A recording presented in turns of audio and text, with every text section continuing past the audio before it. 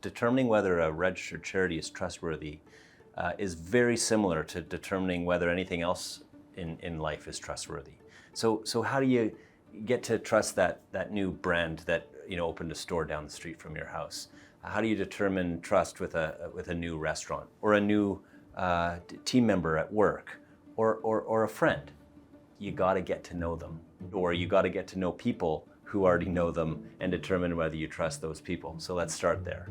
If not, go online and start looking things up. Every registered charity in Canada has to produce public documentation. And you can find that documentation by going to the Canada Revenue Agency's website, CRA, and looking up the registered charity there, and they'll have the documentation, the annual information return form that every registered charity has to submit. Otherwise, you're not allowed to continue being a charity in Canada. The last but most effective way to determine if a charity is trustworthy is to volunteer. This method takes the most time, but it's also the most rewarding.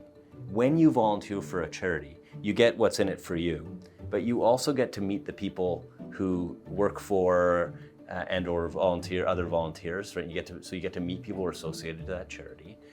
And then you also get a close to a front row seat, and sometimes a front row seat, to the actual programs that charity's running, the activities that they do to create change in the world.